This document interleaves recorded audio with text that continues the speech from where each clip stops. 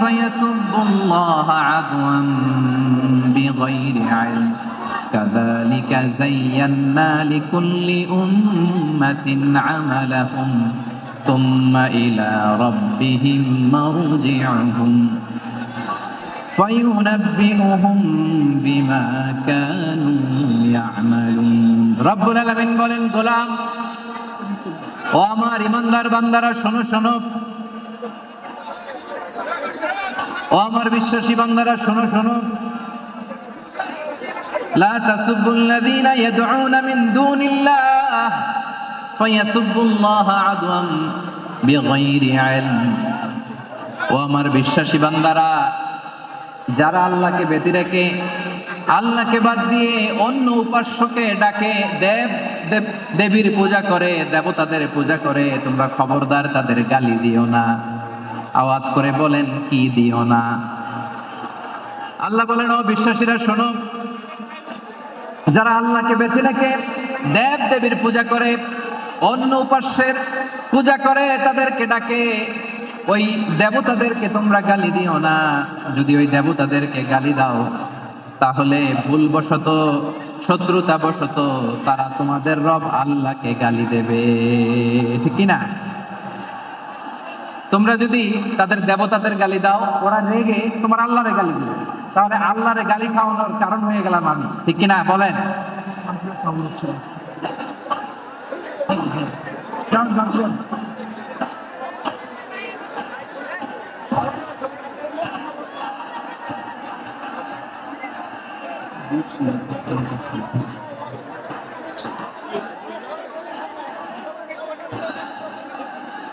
সম্মানিত ভাইয়েরা, এত বিশাল প্রোগ্রাম, মাইকের একটা সেটআপ থাকে, তারগুলো অনেক সময় নড়ে যায়, ধাক্কা ধাক্কাতে ডিসপ্লেস হয়, একটু ঝামেলা হবে।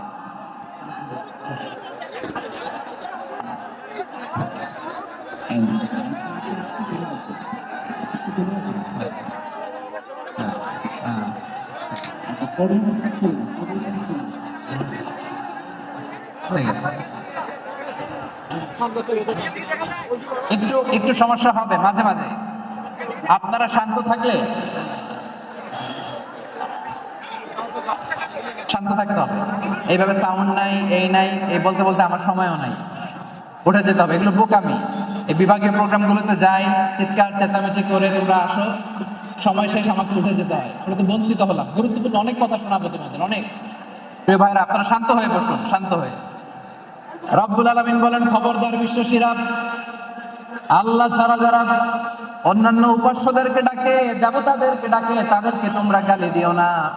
ওই সমস্ত দেবতাদেরকে যদি তোমরা গালি দাও, তাহলে তারা আল্লাহকে গালি দিবে, ঠিক কিনা বলে? আমরা দেবতাদের গালি দিলে ওরা আল্লাহকে গালি দিবে।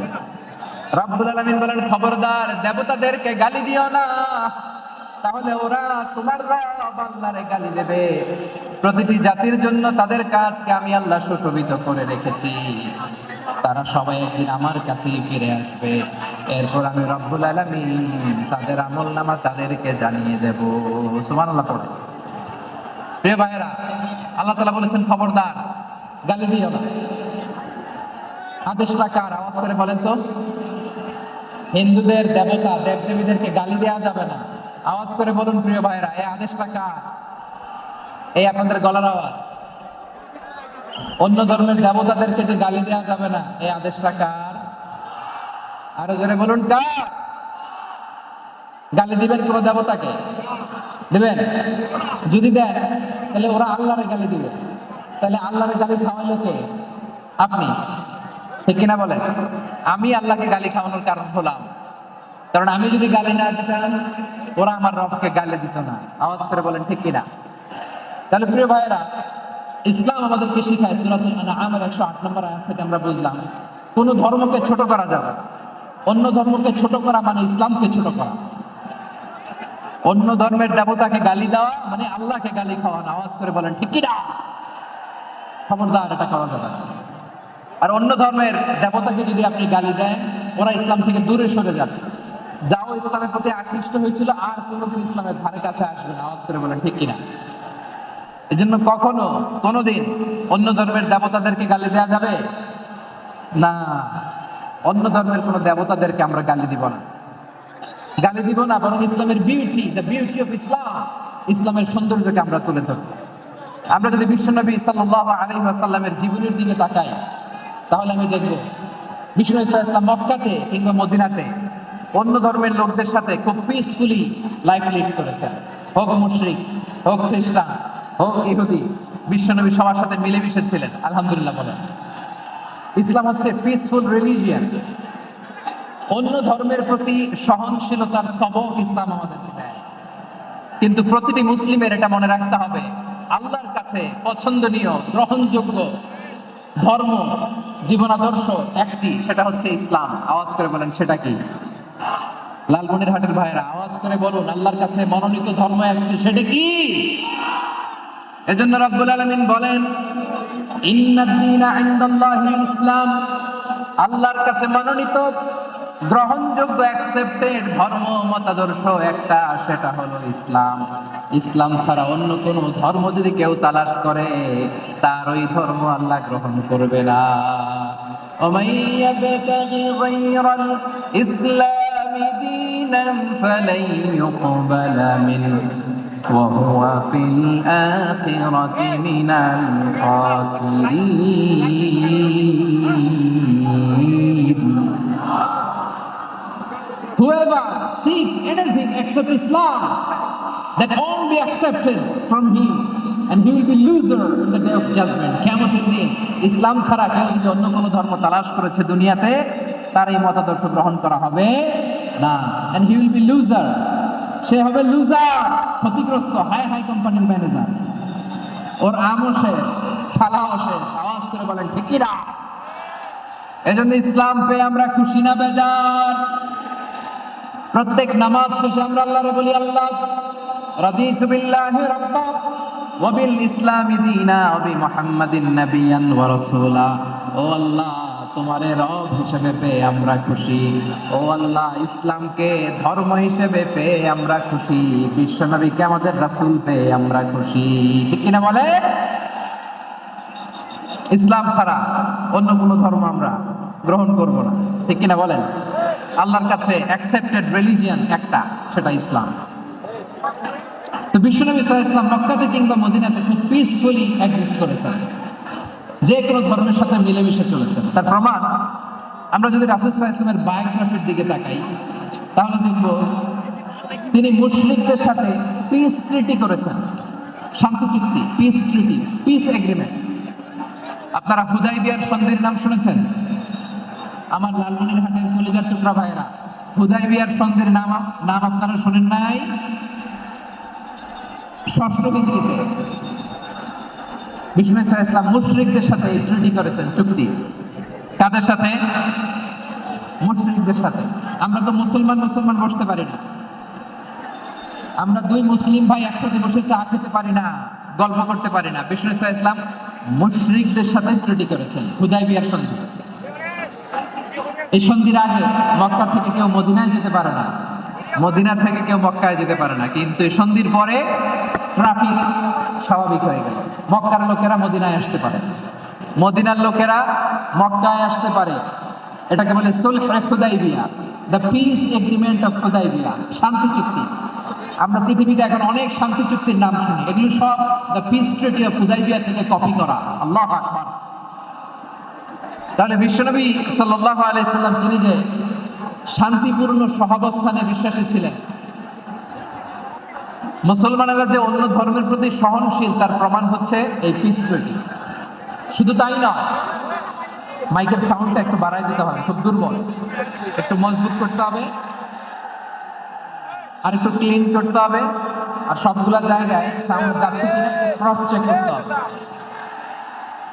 হ্যাঁ, পাবেন দিচ্ছে। Mike operator is trying his level best, দিচ্ছে। মাইক অপারেটর যিনি আছেন, প্রতিটি জায়গায় প্রতিটি সাউন্ড বক্সে যেন আওয়াজ পাওয়া যায়, একটু ক্রস চেক করেন, সাউন্ডটাকে একটু স্ট্রং করে দেন। হ্যাঁ, ঠিক আছে, মাশাআল্লাহ। এদিকে তাকান, এদিকে। মক্কার পার্ট গেলেন, পিস এগ্রিমেন্ট করলেন, শান্তি চুক্তি। বিশ্বনবী সাল্লাল্লাহু আলাইহি ওয়াসাল্লাম মদিনায় যে কি করলেন? মদিনায় যে বিশ্বনবী সাল্লাল্লাহু আলাইহি ওয়াসাল্লাম মদিনা চার্টার করলেন, মদিনা সনদ, সাহিফাতুল মদিনা, এটার বলে মদিনা চার্টার। এই যে ওয়েস্টে, ইউরোপে, আমেরিকাতে তারা অনেক চার্টার করে, সব চার্টার মদিনা চার্টার থেকে কপি করা। আওয়াজ করে পড়েন সুবহানাল্লাহ। বিষ্ণু ইসলাম মদিনায় গেলেন, মদিনাতে মুসলিম, মুশরিক, ইহুদি এই তিন ধর্মের লোক মিলে সব স্টেক হোল্ডার যারা আছে সবাইকে নিয়ে বিষ্ণু ইসলাম মদিনা চার্টার করলেন, মদিনা সনদ। পড়েন সুবহানাল্লাহ। শুধু তাই নয়, মক্কাতে বিশ্বনবী পিস এগ্রিমেন্ট করলেন, শান্তি চুক্তি মুশরিকদের সাথে।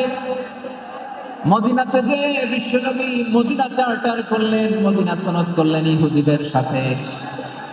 আবার মদিনাতে বিশ্বনবী ইহুদিদের সাথে পিস ডায়ালগ করলেন, ইন্টারফেথ ডায়ালগ করলেন, আন্তধর্মীয় সংলাপ করলেন। যে সংলাপের মূল ভিত্তি ছিল তাওহীদ।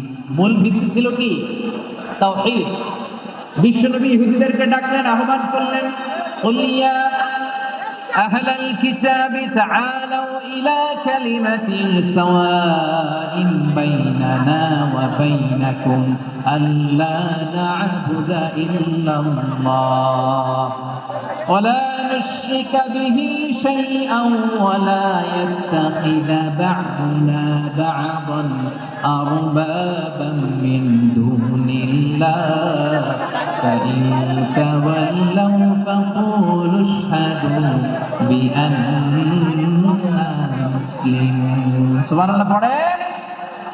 বিশ্বনবী মদিনার ইহুদিদের ডেকে বললেন, ও ইহুদিরা শোনো শোনো, আসলে এমন একটা আদর্শের প্রশ্নে আমরা একত্রিত হই যে আদর্শের প্রচার তোমাদের নবীরাও করেছে, আমিও করি। যে আদর্শের কথা তোমাদের পবিত্র ধর্মগ্রন্থগুলোতে আছে, আমার কোরআনেও আছে, সেটা হলো তাওহীদ। আমরা এক আল্লাহ ছাড়া কারো ইবাদত করব না, আল্লাহর সাথে কাউরে শরীক করব না, আল্লাহ ছাড়া কাউরে রব মানব না। পড়েন সুবহানাল্লাহ। তাহলে আমার প্রিয় লালমনিরহাটের ভাইরা, মদিনাতে যে তিনি মদিনা চার্টার করলেন, মদিনা সনদ, পিস ডায়ালগ করলেন, শান্তির সংলাপ, ইন্টারফেথ ডায়ালগ করলেন, আন্তধর্মীয় সংলাপ, যার ভিত্তি ছিল তাওহীদ। সুবহানাল্লাহ পড়েন। তাহলে অন্য ধর্মের প্রতি সবসময় ইসলাম সহনশীল, টলারেন্স। যদি আপনি দেখতে চান ইসলামের নবী বিশ্ব নবীর দিকে তাকান, ঠিক কিনা বলেন? আমরা তো সংখ্যালঘুদের রাইট প্রোটেক্ট করার জন্য কত আইন বানাই, কত বৈঠক করি, কত সংবাদ সম্মেলন করি। বিষ্ণু সাল্লাল্লাহু আলাইহি ওয়াসাল্লাম সংখ্যালঘুদের রাইটসের ব্যাপারে, অধিকারের ব্যাপারে যে কথা বলেছেন, শুনলে আপনি অবাক হয়ে যাবেন। বিশ্বনবী বলেন, আলা মান যালামা মুআহাদান আও ইনতাকাসাহু আও কাল্লাফাহু ফাওকা তাআতিহি আও কাল্লাফাহু ফাওকা তাকাতিহি আও আখাযা মিনহু শাইআন বিগাইরি তিবি নাফসিন ওয়া আনা হাজিজুহু ইয়াওমাল কিয়ামা। খবরদার, জেনে রাখুন, কেউ যদি কোনো সংখ্যালঘুর উপরে অত্যাচার করে, কোনো সংখ্যালঘুর প্রাপ্য থেকে যদি কেউ কাউকে ঠকায়, সংখ্যালঘুর উপর যদি কেউ কষ্ট দেয়, কোন সংখ্যালঘুর সম্পদ যদি কেউ জোর করে কেড়ে নেয়, আমি কিয়ামতের দিন বিশ্বনবী ওই সংখ্যালঘুর পক্ষে আর ওই মুসলমানদের বিপক্ষে বাদী হয়ে। সুবহানাল্লাহ বলতে পারলেন না? আল্লাহ। আপনি নামাজি, আপনি মুসল্লি, আপনি হাজী সাহেব, তাহাজ্জুদ করতে করতে কপালে দাগ ফেলে দিয়েছেন, আপনার প্রতিবেশী হিন্দু, ভাবছেন আমার তো পাওয়ার আছে, ওর জমিটা দখল করি। বিশ্বনবী বলেন, কিয়ামতের দিন ওই হিন্দুর পক্ষে তোর বিরুদ্ধে আমি বাদী হয়ে দাঁড়াবো। পৃথিবীর কোন ধর্মের স্টেটমেন্ট পাবেন? পাবেন? আপনি ভাবছেন আপনি নামাজ পড়লে হাজী সাহেব কপালে দাগ ফেলাই দিলে আপনি সালসালায় জান্নাতে চলে যাবেন না? খবরদার। বিশ্বনবী বলেন, কোন সংখ্যালঘুর উপর যদি কেউ আক্রমণ করে, তার প্রাপ্যতাকে না দিয়ে যদি তাকে ঠকায়, তার উপর জুলুম করে, তার সম্পদ যদি কেড়ে নেয়, আমি নবী, তুমি মুসলিম হইতে পারো, মুসল্লি হইতে পারো, তার পক্ষে তোমার বিপক্ষে আল্লাহর দরবারে বাদী হয়ে দাঁড়াবে। আচ্ছা লালমনিরহাটের ভাইরা, কথা বুঝতে পারলে আওয়াজ করে উত্তর দেন। বিশ্বনবী যদি কারো বিপক্ষে দাঁড়ায় কিয়ামতের দিন, আমি আবারও বলছি, বিশ্বনবী যদি কিয়ামতের দিন কারো বিপক্ষে দাঁড়ায়, কত সেলসেলায়া জান্নাতি? জানেন জান্নাতীরা? যে নবীর সুপারিশ ছাড়া জান্নাতের গেটও দেখা যাবে না, ওই নবী যদি বলে তোর বিপক্ষে আমি বাদী হয়ে দাঁড়াবো, ওই জান্নাতে আর ঢোকার কোনো সুযোগ আমাদের থাকবে? এখানেই শেষ না। আমার প্রিয় লালমনিরহাটের ভাইয়েরা, এখানেই শেষ নয়। বিশ্বনবী বলেন, মান কাতালা মুআহাদান, বুখারীর বর্ণনা, মান কাতালা মুআহাদান লাম ইয়ারা রাইহাতাল জান্নাহ। কেউ যদি, কোন মুসলিম যদি অন্যায়ভাবে কোন সংখ্যালঘুকে হত্যা করে, কোন হিন্দুকে হত্যা করে, কোন বৌদ্ধকে হত্যা করে, অন্যায়ভাবে কোন মুসলিম যদি কোন সংখ্যালঘুরে হত্যা করে, জান্নাতে যাওয়া তো দূরের কথা, ওই মুসলিম জান্নাতের ঘ্রাণও পাবে না। সেই বুখারীর বর্ণনা, মান কাতালা মুআহাদান লাম ইয়ারা রাইহাতাল জান্নাহ ওয়া ইন্না রিহাহা লা ইউজাদু মিন মাসিরাতি 40 আমা। যে জান্নাতের ঘ্রাণ 40 বছর দূরের রাস্তা থেকেই পাওয়া যায়। সুবহানাল্লাহ পড়েন। প্রিয় ভাইরা, এখান থেকে জান্নাতে পৌঁছতে লাগবে 40 বছর। এত দূর। কত বছর? সবাই বলেন কত বছর? এখান থেকে জান্নাতে পৌঁছতে লাগবে 40 বছর। এত দূরে থাকতে জান্নাতের ঘ্রাণ আপনার নাকে এসে ধাক্কা মারবে। বিষ্ণুই বলেন, যে ব্যক্তি কোন সংখ্যালঘুকে হত্যা করে, জান্নাতের ঘ্রাণ তো পাবেই, জান্নাতে তো ঢুকতে পারবেই না, জান্নাতের ঘ্রাণও তার নাকে লাগবে না। পড়েন নাউযুবিল্লাহ। তাহলে সংখ্যালঘুদের ব্যাপারে ইসলামে অধিকার দেয়া আছে না নাই? লালমনিরহাটের ভাইয়ের আওয়াজ করে বলেন, আমার সংখ্যালঘু হিন্দু ভাইদের রাইটস, অধিকার আমাদের ইসলামে প্রোটেক্টেড আছে না নাই? এখানেই শেষ না। বিষ্ণু ইসলাম আপনার অমুসলিম প্রতিবেশীর সাথে ভালো আচরণ করতে বলে। আমাদের হয় না এটা মুসলিম পাড়া, ওটা বৌদ্ধ পাড়া, হয় না? অনেক সময় হয় না এটা আমাদের মুসলিম পাড়া, ওইটা হিন্দু পাড়া, এরকম আছে না নাই? লালমনিরহাটে নাই না? আছে? হিন্দু যদি আপনার প্রতিবেশী হয় কি করবেন? আর কষ্ট দিবেন নাকি? কেন? ও তো হিন্দু, ও তো আমার আল্লাহরে ডাকে না, ওরে কষ্ট দিলে জায়েজ হবে না? খবরদার। বিষ্ণু ইসলাম বলেন, মান কানা ইউমিনু বিল্লাহ ওয়াল ইয়াউমিল আখির ফালিকরিম জারা। যে আল্লাহ বিশ্বাস করে আর আখিরাতে বিশ্বাস করে, সেজন্য প্রতিবেশীর সাথে ভালো আচরণ করে। সুবহানাল্লাহ। কলিজা জুড়ায় যায় না আমার নবীর কথাগুলো শুনলে? যে আল্লাহ বিশ্বাস করে, যে আখিরাতে বিশ্বাস করে, সেজন্য প্রতিবেশীর সাথে ভালো আচরণ করে। এখানে বলছে মুসলিম প্রতিবেশী, বলছে নামাজি প্রতিবেশী, বলছে আল্লাহওয়ালা প্রতিবেশী, বলছে না। প্রতিবেশী আস্তিক হোক নাস্তিক হোক, প্রতিবেশী মুমিন হোক মুশরিক হোক, প্রতিবেশী হইলেই তার সাথে ভালো আচরণের দরকার আছে না নাই? আমার প্রিয় লালমনিরহাটের ভাইয়েরা, বিষ্ণু ইসলাম ওনার ইহুদি প্রতিবেশীদের দেখাশোনা করতেন। আওয়াজ না শোনা যাক, আমারও তো দেখা যায়, আমারও তো দেখা যায়। তাকায় থাকে, তাকায় থাকলে সওয়াব হবে। কোরআনের কথা যেখান থেকে হয় এদিকে তাকায় থাকলেই বরকত। তাকায় থাকেন। জি জি, মাইক, আমি তার মাইক ঠিক করতে আসি না এদিকে, এই মাইক ঠিক করবো, ওই মাইক ঠিক করবো, ওদিকে পাইলট হুজুর চলে আসেন। জি বসুন, বসুন, মাশাআল্লাহ। হ্যাঁ, খুব শান্ত, ঠিক আছে। পুলিশ ভাইরা না খেয়ে দিনরাত আপনারা যাতে সুশৃঙ্খল একটা প্রোগ্রাম উপহার পান, এটাই চেষ্টা করতেছে। আপনাদেরকে কষ্ট দিতে আসে নাই, একটু একটু সহযোগিতা করেন। জি মাশাআল্লাহ। হ্যাঁ, ঠিক আছে।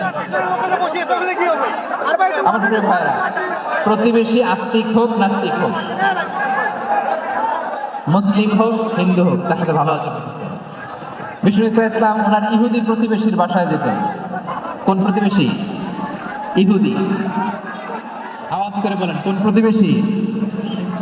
ইহুদি। এক ইহুদি কিশোর বিষ্ণু ইসলামের খেদমত করতে, ইহুদি ছেলে আমার নবীর খেদমত করতো, তারা ছিল নবীর প্রতিবেশী।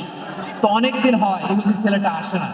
বিষ্ণু খুঁজলেন ঘটনা কি, একটা ইহুদি ছেলে না আমার খেদমতে আসতো, ছেলেটা কই? খোঁজ নিয়ে জানলেন ছেলেটা অসুস্থ। বিষ্ণু ইসলাম ওই ইহুদির বাড়িতে চলে গেলেন ওই ছেলেটাকে দেখা করার জন্য, ভিজিট করার জন্য। সুবহানাল্লাহ পড়বেন না?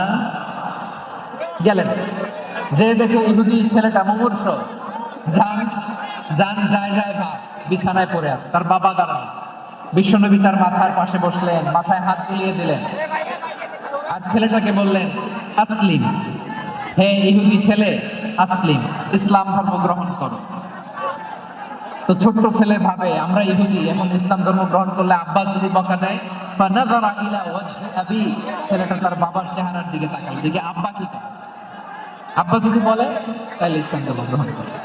ইহুদি ছেলেটা তার বাবার দিকে যখন তাকালো, ওর বাবা বলে আতিয়া আবুল কাসিম, আবুল কাসিম যা বলে তাই করো। আবুল কাসিম হচ্ছে বিষ্ণু ইসলামের একটা কুনিয়াত, উপনাম। আমার রাসূলের বড় ছেলের নাম ছিল কাসেম। যেমন দেখবেন আমাদের এলাকায় কারো বড় ছেলের নাম যদি হয় আব্দুল্লাহ, এরা আব্দুল্লাহর বাপ বলে ডাকে। কারো বড় মেয়ের নাম যদি হয় ফাতেমা, এরা কি ডাকে? ফাতেমার বাপ বলে না? তো বিষ্ণু ইসলামের বড় ছেলের নাম ছিল কাসেম। ইহুদি বাবা বলল আতিয়া আবুল কাসেম, আবুল কাসেম যা বলে তাই শোনো, মানে মোহাম্মদ যা বলে তাই শোনো। এই কথা শুনে ছেলে সাহস পাইছে, ছেলে আবার পড়তে আরম্ভ করলো আশহাদু আল্লাহ ইলাহা ইল্লাল্লাহ ওয়া আশহাদু আন্না মুহাম্মাদার রাসূলুল্লাহ, পড়েন আল্লাহু আকবার। বিশ্বনবীর আহ্বান শুনে ওই আহ্বানে সাড়া দিয়ে ইহুদি ছেলে শাহাদা পড়ে মুসলমান হয়ে গেল। তার হৃদয়টারে ঈমানের নূর দিয়ে আলোকিত করে দিল কে? প্রিয় ভাইরা, এবার রাসূল সাল্লাল্লাহু আলাইহি ওয়াসাল্লাম বের হয়ে আসলেন ঘর থেকে, আর বললেন আলহামদুলিল্লাহিল্লাযী আনকাযাহু মিনান নার। প্রশংসা সে আল্লাহ, যে আল্লাহ জাহান্নামে চলে যাচ্ছিল প্রায় এমন একটা লোককে মুহূর্তের মধ্যে কালেমায়ে শাহাদাতের বদৌলতে জান্নাতি বানায় দিলেন। আওয়াজ করে পড়েন সুবহানাল্লাহ। এই হাদিস থেকে আমরা কি শিখলাম? What is the moral of the story? এক নাম্বার স্টোরি হলো, প্রতিবেশী ইহুদি হোক হিন্দু হোক, যাবেন, সুসম্পর্ক রাখবেন, উপহার দিবেন, বিপদে পাশে দাঁড়াবেন, তাইলেই তো আপনাদের প্রতি, মুসলমানদের প্রতি তারা আকৃষ্ট হবে, ঠিক কিনা বলেন? আপনি যদি হিন্দুদের সাথে বৌদ্ধদের সাথে নাই মিশেন, নাস্তিকের কাছে নাই যান, ইসলামের সৌন্দর্যতা ওরা বুঝবে কেন? আমার অনেক হিন্দু পরিচিত ভাই আছে, ওরা আমাদের ইফতারির প্রোগ্রামে এসে একসাথে ইফতারি করে। অনেক মদখোর আমার সাথে বসে একসাথে ডিনার করে, হাফ প্যান্ট পরা, গলায় স্বর্ণের চেইন, হাতে স্বর্ণের ব্রেসলেট, আইসা আমার সাথে ডিনার করছে, আছে এরকম। গাঁজাখোর, আমি বলে আসো, welcome welcome to my dinner, আসো বসো। বসলেই তো আমি ওর ডিএনএ, চিন্তার ডিএনএ চেঞ্জ করে দেওয়ার সুযোগ পাবো, চিল্লায় বলো ঠিক কি না?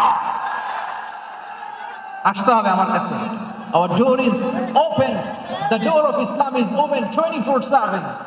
সব সময় আমাদের ইসলামের দরজা আমার অমুসলিম ভাইদের জন্য খোলা আছে, না নাই? এই হাদিস থেকে দুইটা শিক্ষা। এক নম্বর শিক্ষা, প্রতিবেশী মুসলিম হোক অমুসলিম হোক, যান, অসুস্থ হলে একটু আপেল নিয়ে যান, আঙ্গুর নিয়ে যান, কমলা নিয়ে যান, তাদের সাথে ভালো আচরণ করেন। ইসলামের বিউটি দেখে, সৌন্দর্য দেখে অবাক হবে, নসিব ভালো হলে কোনোদিন কালিমা পড়ে মুসলমান হয়ে যাবে, ঠিক কিনা বলেন? তাহলে অমুসলিমের সাথে ভালো সম্পর্ক। বিশ্বনবী ইহুদির বাড়িতে গেলেন, ইহুদির বাড়ি, আর আমার মুসলমান ভাই আমার কাফের বলে, এরকম আছে না নাই? মুসলিমরা দেখতে পারে না, সহ্য করতে পারে। বিশ্বনবী সাল্লাল্লাহু আলাইহি ওয়াসাল্লাম ইহুদির বাড়িতে গেলেন, এটা একটা শিক্ষা। আরেকটা শিক্ষা হলো, ভাইরা ধাক্কা মারিয়ে এসে সামনে এসে কি লাভ? প্রোগ্রাম তো শেষ হচ্ছে, এখনই শেষ হচ্ছে তো। এই যে আমাদের বকশি ভাই ওয়াদা নিল, হাত তোলালো, মিম বলে এত কথা বললো, তো আমি জেলায় জেলায় যে খালি হাত মারাই তোমাদের জন্য নাকি? হ্যাঁ, হাত মারাই শুধু।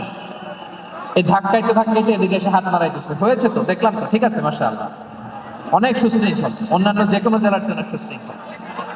আমার দিকে তাকাও, আমার দিকে তাকাও, ঠিক আছে। এই যে দাঁড়িয়ে আছে, একটা ছেলে নড়ে না, দেখছেন? মাশাআল্লাহ মাশাআল্লাহ মাশাআল্লাহ। হ্যাঁ, এইভাবে। আর কয়েকটা মজাদার কথা আছে, শোনো। এই হাদিস থেকে আমাদের শিক্ষা হলো, আমার প্রতিবেশী যেই ধর্মের হোক আমি সম্পর্ক রাখবো। অসুস্থ হলে যাবো, কি বলেন ভাইরা? যাবেন না? যাবেন না আপনারা? আচ্ছা, 2 নম্বর শিক্ষা হলো, বিষ্ণু ইসলামের খাদেম ছিল ইহুদি, এতদিন খেদমত করলো, একদিনে বিশ্বনবী ওর কালিমার দাওয়াত দেয়নি। কারণ কি? বিশ্বনবী একটা ভালো সময়ের অপেক্ষা করতেছিলেন, প্রপার টাইমিং। দাঈর কাজ হচ্ছে দাঈ ইলাল্লাহ, সে হচ্ছে সুযোগ সন্ধানী। দাঈ সুযোগ খুঁজে, কখন দাওয়াত দিলে ব্যাটে বলে হবে, ঝুঁক বুঝে কোপ মারে, ঠিক কিনা বলেন? বিষ্ণু ইসলাম ভালো সময়ের অপেক্ষা করতেছিলেন, দেখি ভালো সময় আসুক আসুক আসুক আসুক। আস্তে আস্তে এমন সময় আসছে, ছেলে এবার মুমূর্ষ, অসুস্থ ব্যক্তির হৃদয় অত্যন্ত নরম থাকে। হসপিটালে যখন কেউ যায় তার হৃদয়টা বড্ড নরম থাকে, মৃত্যুর ভয়ে তার অন্তরটা নরম থাকে, ঠিক কিনা বলেন? এই প্রপার টাইমিং এর অপেক্ষা করতেছিলেন, যখনই টাইমিং পেয়েছেন দাওয়াত দিলেন, পড়ো লা ইলাহা ইল্লাল্লাহ, সুবহানাল্লাহ পড়েন সবাই। তাহলে ইসলাম অমুসলিম প্রতিবেশীর সাথে ভালো আচরণ করতে বলে। ইসলাম অমুসলিম মাতা পিতার সাথেও ভালো আচরণ করতে হবে। মাতা পিতা যদি অমুসলিম হয় তারা ফেলে দিতে পারবেন? পারবেন? পারবেন? আমার লালমনিরহাটের ভাইয়েরা, অনেক হিন্দু ছেলে আমাদের হাতে শাহাদা পড়ে মুসলিম হয়, কিন্তু ওর মা মুসলমান হয় নাই, বাবাও হয় নাই। এরকম আছে না নাই? তো ও হয়েছে মুসলিম, মা বাপ হিন্দু, এখন মা বাপ কি বাদ? হ্যাঁ, মা বাপ বাদ দেওয়া যাবে? যেই মা আপনার 9 মাস 8 মাস পেটে ধারণ করলো, আপনার মায়ের নার ছেঁড়া ধন, আপনি ওই মারে বাদ দিতে পারবেন? যে মায়ের বুকের তাজা দুধ খেয়ে আপনি আজকে বাড়ন্ত তাজা তোর তাজা, ওই মারে বাদ দেওয়া যাবে? মায়ের এক ধারে দুধের দাম, কাটিয়া গায়ের চাম, পাপুষ বানাইলে ঋণের শোধ হবে না, এমন দরদি হবে